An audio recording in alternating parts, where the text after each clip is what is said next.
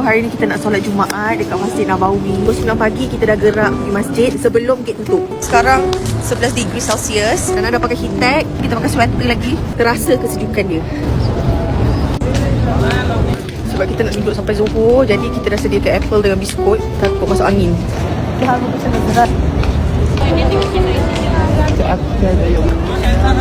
Haji.